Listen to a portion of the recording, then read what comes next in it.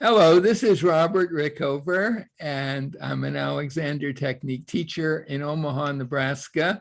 My guest and conversationalist today is Imogen Ragone, an Alexander Technique teacher in Wilmington, Delaware. We both teach mainly on Zoom these days. And this will be the second in our series of taking short, pithy Alexander Technique quotes, typically from either Alexander himself or first generation teachers, but could be from anyone, and breaking them down a little bit. And so Imogen, welcome, and thank you for doing this. Oh, you're very welcome. I'm very glad to be here, I think. Well, we have our last one was a quote from Margaret Goldie that was just fraught with complexity for a short quote. And I think this will be from the man himself, F. Matthias Alexander. And I think it too is pretty fraught with questions. And probably I should say here that this conversation is mainly for Alexander Technique teachers and students, although others may find it interesting. But we will be using some terminology that might not make sense to some people not familiar with the Alexander Technique. Sure. So I'm going to start by reading the quote. Yes. Here it is. You want to know if you're right. When you get further along, you will be right, but you won't know it and won't want to know if you're right. What are your first thoughts on that? My initial thoughts was he's crazy. I always want to be right. But in the context of Alexander Technique, right? And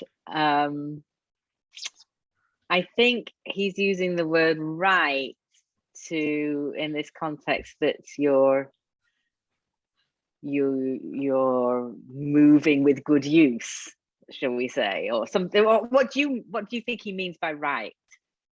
I mean, I think it could be something like that. As say a student of the technique, and you've been taught something, maybe a Alexander Technique direction to use, and you want to know if it's actually doing what it's supposed to do. Yeah. Is it actually improving the way you're functioning? Or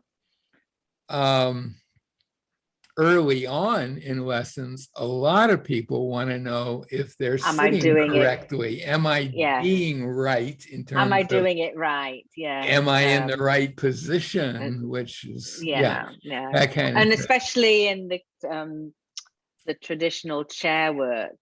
When I've worked with that, don't do that so much these days, but people want to know, are they doing it right? Are they doing it right?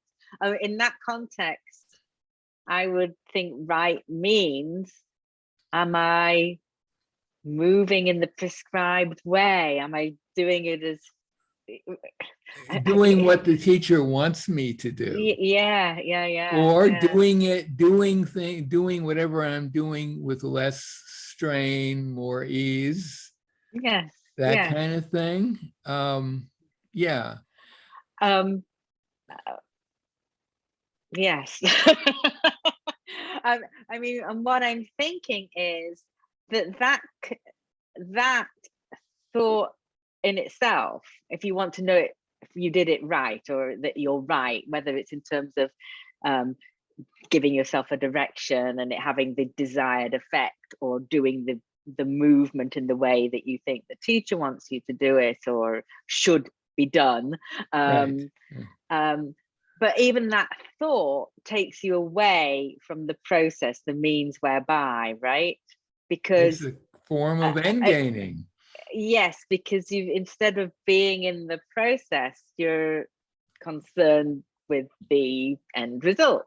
Yes. So. Yes, yeah, and I agree with that, and I'd like to expand on it a little, but I'd like to begin by saying most Alexander teachers today would not even talk about right or wrong. Oh God, no. And for good reason. Yeah. They aren't really very useful topics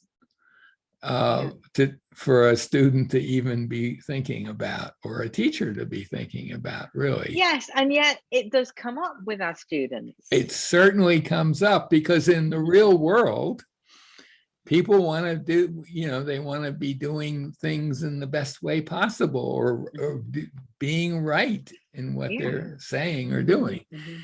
So, but again, it's not it's a word, right? And it's best buddy wrong are words that really you have to cut Alexander, I think, a little slack here. He was a product of the late 19th century, and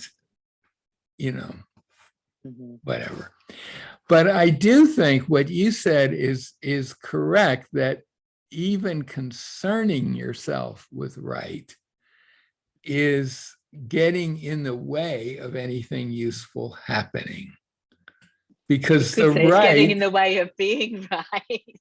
Yes, it is getting in the way of being right. And I think this quote relates to the very same thing we've talked about in a number of conversations, which we've had a number of conversations centered around the general topic of the interface between your thoughts about what you would like to have go on with you and the implementation of that thought. And without going into really much of any detail, but a very simplified version would be, it's your prefrontal cortex that comes up with the ideas, like an Alexander direction, and the implementation is best left to the rest of you, the rest of your nervous system, the rest of your brain and nervous system and body. And that prefrontal cortex, the last thing in the world you want it to do is implement stuff. It just doesn't have that kind of capacity. It's giving the directive. It just says what it wants. Its job is to put out the idea and get out of the way. So if you're, for example, using a direction or following a teacher's instructions in some way, and part of you is concerned, am I doing it correctly or right? Then that concern about that muddies the message. Yes. And makes it much less likely that you will actually do something in a better way. Yeah. Which is really what you want to do. Yeah. And I guess it's important to I think part of the issue here is that if you're dealing in a world of machinery, for example, there is probably a right way to calibrate something on your car or your computer, but with a human being such as we are, it isn't really so much about being right or wrong, but maybe getting a little easier, a little less strain. It's not a binary right wrong thing. You're generally just wanting to improve. And you improve over time, and the cumulative effect of that, if you're doing it in a useful way, it can be very dramatic. So I have a question about the second part of this quote. Yes, let's get to that. So it says that when you're further along, that you will be right. I guess that's because you've given up being concerned about being right. Right?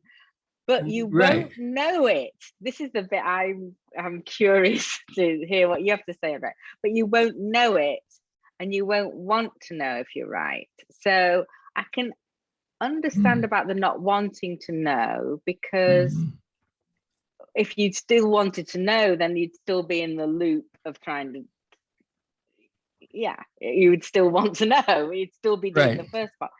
But the not knowing, I'm curious about, because one of the things that you could say that Alexander technique helps with is that we have an improved kinesthetic or proprioceptive sense of ourselves, right? That we more accurately, you could say, know where, if I'm putting my hand out to the side, that I know that it's horizontal, not like, not that we have a little bit better sense of ourselves.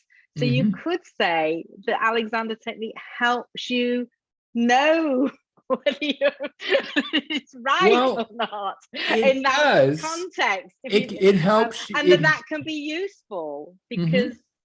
yeah. Anyway, so Well, I think people who have Alexander lessons often notice that some really nice yeah, things are happening.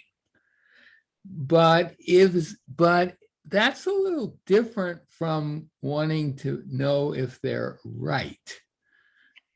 I mean, there will be improvements in their functioning that they will obviously know about. Their friends will comment on it, right? "Hey, you seem taller or more open," or yeah. there. I'm not kind of talking about that. I'm talking about this. Kind of like I say you're in you've studied Alexander technique Mhm. and you're in some sort of fitness class where it's telling you you need to be, have your arm here or your leg there, and it needs to be in this Oh, okay. arrange. I think Alexander technique helps us be better aware of ourselves, to be able to better follow the directions, to be more correct in how we're because anyway, so I do you still Well, understand what I'm getting yeah, at? It's to it's do with tricky. to do with the faulty sensory perception, and that we start off with, that Mhm. becomes less and less faulty. So you could say that it's more and more right. You could say, and it probably in one way of thinking about it is more right. Mhm. But in the moment when you are engaged in making a change in your functioning by using, say, an Alexander direction, Mhm. you may feel something, you may feel that you're moving differently after you're using a direction. But first of all, whatever you're feeling is outdated by the time you feel it. Correct. And in the word, actually, the person who has put that in the most succinct way is Mio Morales, who would say, well, your feelings are yesterday's news. Yeah. And that just is built in. That has nothing to do with faulty perception. That has to do with it takes a while for information to travel Yeah. around And your. when we say yesterday, that's like less than a second, Yeah, maybe. yesterday is Yeah. not like really yesterday. But the thing is that yesterday's news in this context is Yeah. useful in a way. I mean, it does might tell you that things are getting better, but it's not necessarily totally accurate about what's going on right in the moment. Mhm. And probably your best bet is just not to worry about that, not to worry about what it feels like until after you've perhaps done a little experiment. Tried this, tried that, experiment, did this little way of thinking, that way of thinking, and then you could do a little retrospective thinking, well, which one seemed to be easier looking back on it? But Oh, in the which one moment, seemed to be right? well, Going back to the quote, well, not being devil's right, but advocate. easy. I Did I know, I feel know. like when I Agree. walked with a particular thought A, I noticed that my feet didn't come down as clunkily on the floor. And when I walked using technique B or idea B, it was kind of a heaviness in them. And I even felt some downward pressure in my torso or whatever. But that's after the fact. Yes. So being devil's advocate, sure, go for it. Which is my favorite occupation. I know. Using FM's language from whenever he wrote this, wouldn't he say that that you are looking to see which way was right or not? Not while you're running an experiment. No, not while you're doing it, but you might still want to know afterwards. Sure, afterwards you can do anything you want, doesn't matter. I mean, I think the whole point of doing an experiment is to do something that then you can now view at some distance a little bit afterwards. I just want to make it very clear for you and our viewers that I would never talk in terms of getting it right. I was deliberately using the language from the quote to kind of make a little point, but I think his sentence, when you get further along, you will be right, but you won't know it. That's the part that bothers you a little bit. You won't know it. And I can really understand that you'll be right and you won't need to know whether you are or not, but or you'd be at a level that you won't know it, and you'll realize there's no way to know it because you know about this time delay problem. Okay. I mean, whether or not Alexander had that in mind, I don't know. I do think that the key phrase is the last one. You won't know it and won't want to know if you're right. I think that may be the most important line in there, that you will be at a place where knowing the desire to know whether it's right in the moment of an experiment is just not there anymore, because you've learned from experience that there's nothing to be gained by trying to find out. Now, that's not to say that you do something, someone gives you a direction or helps you with their hands to move more easily, and it's an overwhelmingly different sensation, and you do feel much easier and your breathing opens or something dramatic happens. And you don't want to necessarily push that away. It may just jump out at you, and you could say, that's really great, but I'd like to get back to it once I finish the experiment. So you're not repressing feelings here. That's certainly not what we're suggesting. I think it's just a couple of sentences that he came up with, probably in the context of a particular student that he was working with. It seems related with trying. And he had probably had a student who was sort of asking him, well, is that better or whatever? And he had to come up with a way of saying, in a way that the student could truly grasp, that that's just not a profitable enterprise. Trying to figure out whether you're right or not is never going to take you anywhere useful. Yeah. So agreed. Yeah. So is there anything else any other thoughts you have on the great man's pronouncement?